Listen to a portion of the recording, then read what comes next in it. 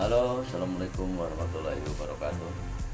Jumpa lagi dengan saya di channel Mbah Bon 69. Gimana kabarnya teman-teman? Semua sehat ya. Semoga Allah memberikan panjang umur dan limpahan rezeki. Amin, amin. Baik teman-teman, kita akan bercerita tentang masalah kisah nyata Tenung di keluarganya sendiri. Dan perlu kita ketahui bahwasanya ada beberapa istilah tenung, teluh, santet, dan guna-guna. Nah, santet itu definisinya adalah ya orang jahat yang mengerjakan kepada kita.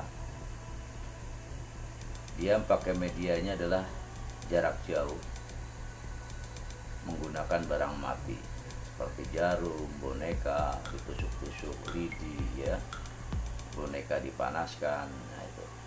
Kemudian kalau teluh itu berupa kiriman cahaya, bola api, atau suara-suara yang gedebuk ada di rumah kita sendiri. Itu termasuk teluh itu.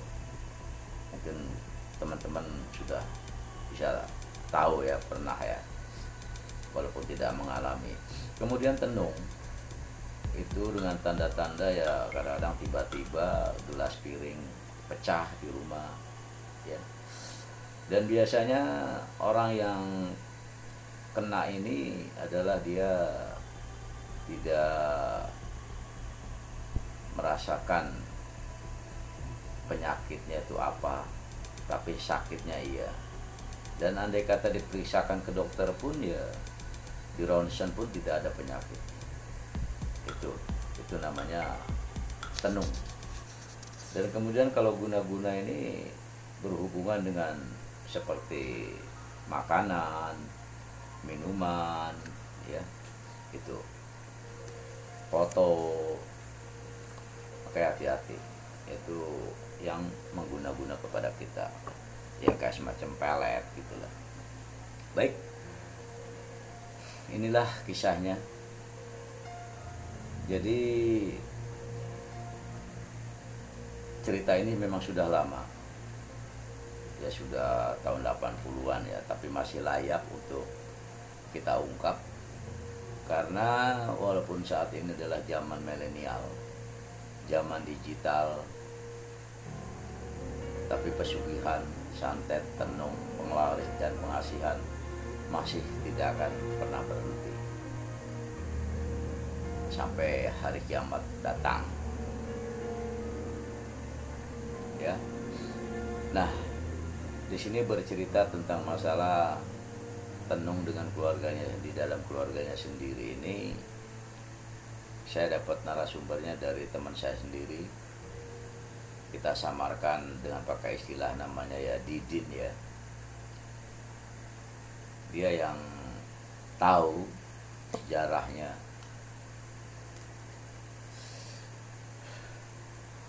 Nah, dia tahu bahwa karena yang bersangkutan adalah Pak D-nya sendiri.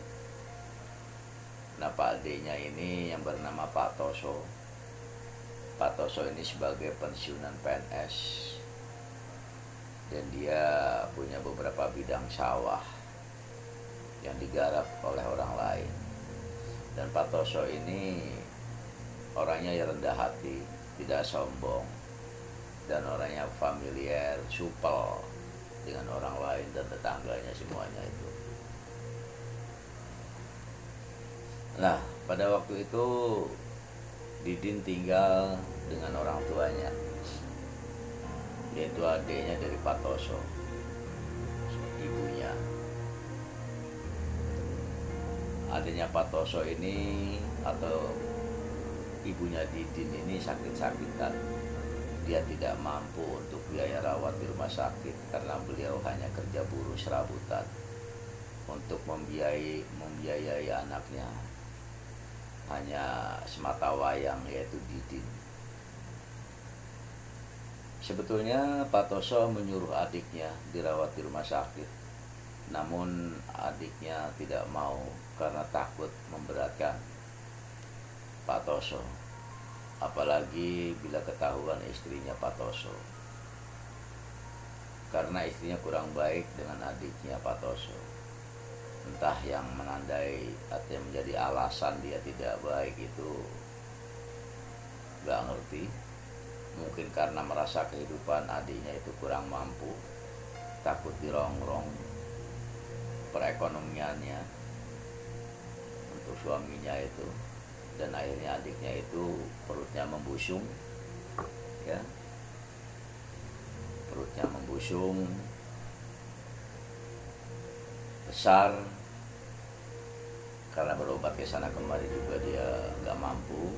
Akhirnya dia, ya maaf ngomong, kemudian adiknya Pak Toso yang ibunya Didin itu meninggal dunia, ya. Innalillahi wa inna ilaihi rajiun. Lah kemudian setelahnya beberapa waktu, kurang lebih sekitar 40 hari dari meninggalnya ibunya Didin, adiknya Pak Toso ini, selanjutnya Pak Toso yang sakit-sakitan, dan Didin terpaksa diramut oleh keluarganya Pak Toso. Dan kebetulan Pak Toso ya hidupnya hanya dengan istrinya aja, karena anaknya sudah besar, sudah berkeluarga dan pisah rumah, sudah di luar kota. Nah sekarang jadi berdua, suami istri Pak Toso dengan Didin satu orang. Lah kemudian kembali lagi dengan keadaan Pak Toso juga sakit-sakitan, dan dia juga tidak dibawa ke rumah sakit, karena maklum zaman segitu juga mungkin rumah sakit mahal biayanya, dan lagi pula tidak banyak rumah sakit, sekalipun ada juga jauh. Sama kasusnya juga, perutnya juga busung, ya, istilahnya buncit gitu. Lah ternyata karena dia tidak mau dibawa ke rumah sakit, akhirnya dia manggil orang pintar ke rumah. Lah di situ Didin melihat dengan kepala sendiri bahwa di dalamnya itu ada paku dimasukkan ke dalam piring, dalam perutnya Pak Toso itu, ya. Dan akhirnya kemudian Pak Toso ini diambil pakunya dari perutnya, dan lantas perutnya kempes. Nah Didin melihat kejadian itu, ngintip di gorden pintunya. Tidak lama kemudian setelah itu perutnya kempes itu, ya masih merasakan sakit pada waktu itu, ya, terus-terusan. Nah akhirnya Pak Toso juga ikut meninggal,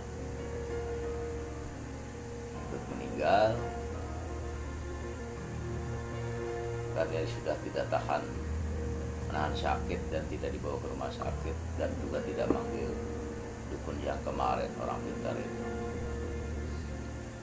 Nah kalau menurut cerita Didin sendiri, selama dia tinggal dengan budenya mulai kelas 6 semeninggalnya dari Pak D-nya Pak Toso itu, dia hidupnya dilakukan dengan perlakuan oleh budenya itu seperti bukan saudara, bahkan seperti orang lain, kayak anak tiri gitu.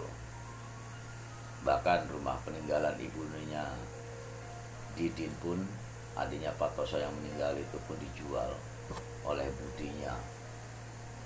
Nah Didin pada waktu itu karena masih kecil dan lugu, nggak ngerti apa-apa urusan hal seperti itu, ya, akhirnya ya sudah dibiarkan aja. Nah singkat cerita, Didin akhirnya dibawa oleh saudaranya ke kota Bandung. Setelah Didin beranjak dewasa dan mengerti pemikiran, dia ingat rumah yang di kampungnya itu, Didin pikir lumayanlah punya rumah walaupun kecil.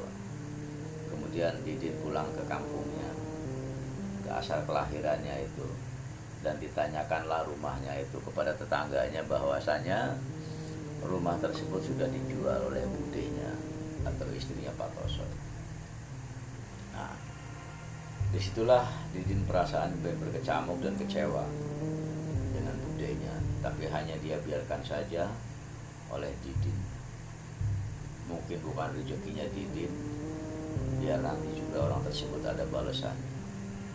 Nah, disitulah putuslah kontak antara Didin dan orang tuanya dan budenya itu. Nah, kalau kita tarik kesimpulan siapa di antara mereka yang kira-kira menurut praduganya Didin dia paling budenya itu, ya. Nah, maka dalam hal ini kita harus hati-hati gitu. Nah, jadi menurut Didin itu praduganya paling ya budenya sendiri. Dia telah menjolimi, telah menganiaya terhadap keluarganya sendiri. Ya, dia bersekutu kepada setan, hanya ingin menguasai harta seperti itu. Padahal setan dan jin itu ya mereka adalah kadab dan dusta. Seperti Allah berfirman di dalam Al-Quran ini, A'udzubillahi minasyaitonirrajim. Hal nabiukum ala man tanazzalu sayatin. Tanazzalu ala kulli affakin athim. Yulquna sam'a wa aktsaruhum kadhibun.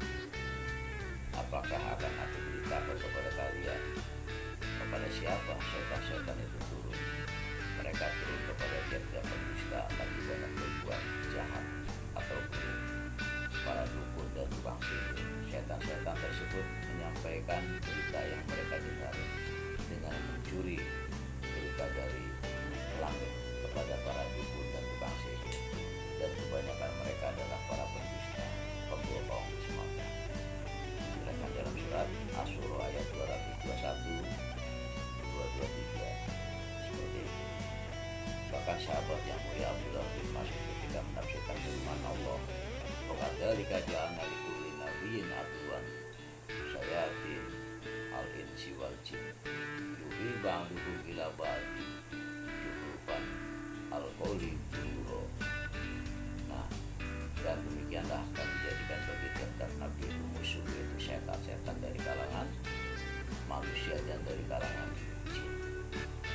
Bagian mereka membisikkan kepada sebagian yang lain perkataan yang juga seperti itu. Mereka memberikan informasi dengan perkataan-perkataan yang indah yang menipu manusia, ya, terbujuk rayu.